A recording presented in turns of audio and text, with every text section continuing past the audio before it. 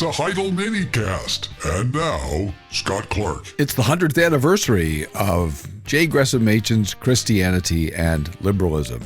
And we are on page 42 and following. If the Heidelcast helps you, won't you help us keep it going? You can make the coffer clink by clicking on the PayPal link on the Heidel blog or by mailing a check to Heidelberg Reformation Association, 1637 East Valley Parkway, number 391, Escondido, California, 92027. Machen writes, "What was it that within a few days transformed a band of mourners into the spiritual conquerors of the world? It was not the memory of Jesus' life.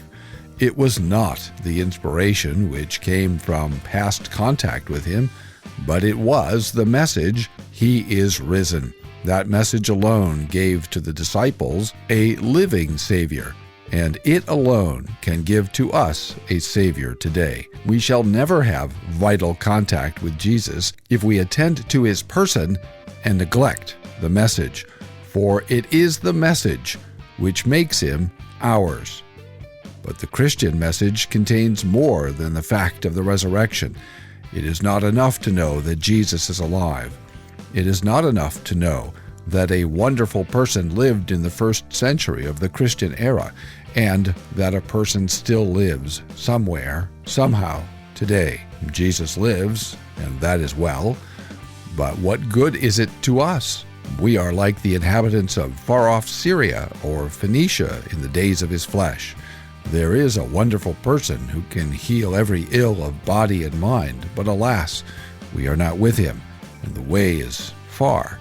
How shall we come into his presence? How shall contact be established between us and him? For the people of ancient Galilee, contact was established by a touch of Jesus' hand or a word from his lips. But for us, the problem is not so easy.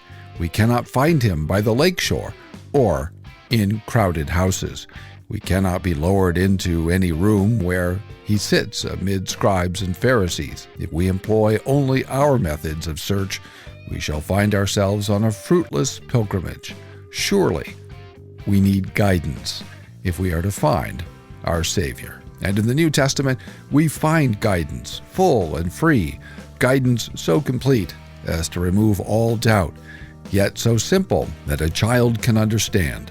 Contact with Jesus, according to the New Testament, is established by what Jesus does, not for others, but for us. The account of what Jesus did for others is indeed necessary. By reading how he went about doing good, how he healed the sick and raised the dead and forgave sins, we learn that he is a person who is worthy of trust. But such knowledge is to the Christian man not an end in itself, but a means to an end. It is not enough to know that Jesus is a person worthy of trust.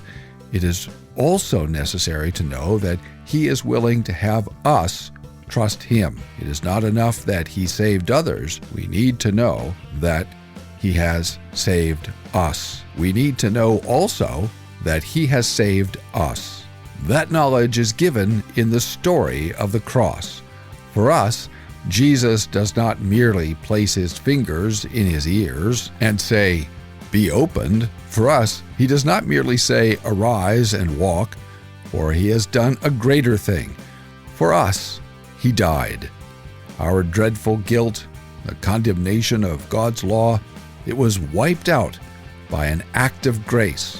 That is the message which brings Jesus near to us and makes him not merely the Savior of the men of Galilee long ago, but the Savior of you and me.